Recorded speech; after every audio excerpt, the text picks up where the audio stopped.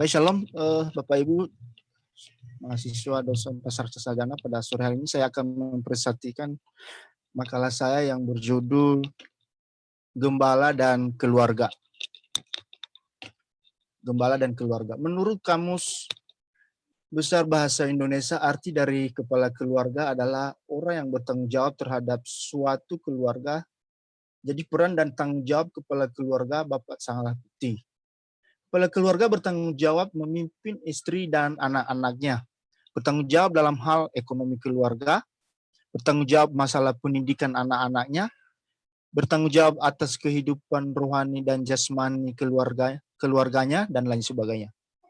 Tapi dari semua peran yang paling penting sering diabaikan adalah bertanggung jawab dalam hal kerohanian. Banyak bapak yang tidak mengambil tanggung jawab tersebut, membiarkan atau menyerahkan tugas tersebut kepada gereja atau pembina sekolah minggu dan sekolah.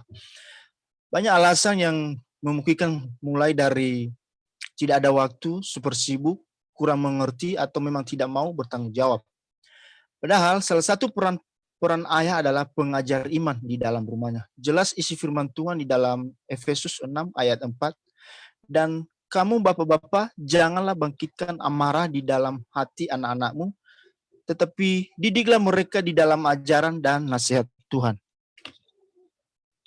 Kepala keluarga adalah gembala. Pertumbuhan kerohanian keluarga, istri, dan anak-anak adalah tanggung jawab bapak. Jika tidak berfungsi akan menyebabkan kemacetan, kemunduran, bahkan menyebabkan kelumpuhan kerohanian dalam keluarga tersebut. Satu hal yang sebenarnya dapat dihindarkan jika suami mau menjadi gembala bagi keluarganya. Ya, menjadi gembala bagi keluarganya, gembala yang memimpi domba-dombanya. Firman Tuhan di dalam Yohanes 10 ayat 11-13, akulah gembala yang baik memberikan nyawanya bagi domba-dombanya. Sedangkan seorang upahan yang bukan gembala dan yang bukan pemilik domba-dombanya itu sendiri, ketika melihat serigala datang, meninggalkan domba-domba itu lalu lari. Sehingga serigala itu menerkam dan mencerai-beraikan domba-domba itu. Ia lari karena ia seorang upahan dan tidak memperhatikan domba-dombanya. Melihat dari ayat di atas, gembala yang baik adalah gembala yang merelakan hidupnya untuk domba-dombanya, bukan sebagian saja namun seluruh hidupnya. Gembala yang baik juga adalah gembala yang selalu memimpin domba-dombanya, keluarganya, yang berdiri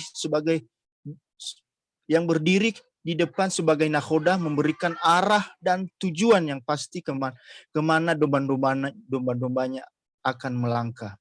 Memberikan arah yang benar, bukan sebaliknya berada di belakang hanya melihat dan membiarkan domba-dombanya berjalan tanpa arah tujuan yang pasti. Jadi kepala keluarga adalah gembala yang sangat dibutuhkan oleh domba-dombanya, istri dan anak-anaknya. Jangan sampai istri dan anak-anak berjalan tanpa arah dan tanpa perlindungan dari suami, ayah, dan gembala mereka. Seorang gembala di rumah. Sesungguhnya aku akan mengutus nabi. Ini saya lewatkan aja.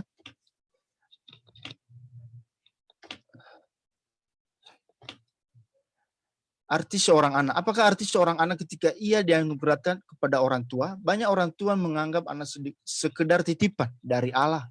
Benar, sekedar titipan. Dalam anggapan ini ada suatu celah yang berbahaya, yakni sebuah dalil jika orang tua sanggup merawat dan mendidik dengan baik, maka dia akan melakukannya. Tetapi kalau orang tuanya merasa tidak sanggup merawat dan mendidik anaknya dengan baik, ya sudah, tidak mengapa.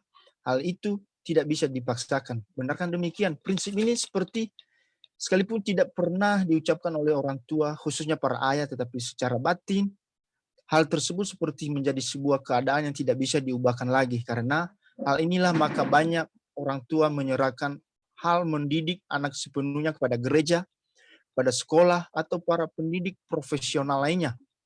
Bahkan gereja kemudian ikut melakukan kesalahan yang sama, yakni tidak memberikan pengajaran dan pelatihan yang cukup agar para ayah benar-benar menjadi bapa yang bertanggung jawab untuk menjadi gembala dan mendidik anak-anaknya. Sudah saatnya gereja membuat program yang sangat baik untuk anak-anak, untuk para remaja, untuk kaum muda-mudi, untuk kaum wanita, tetapi lupa membuat program untuk memuridkan para ayah agar para ayah sebagai gembala dapat memuridkan anak-anak mereka.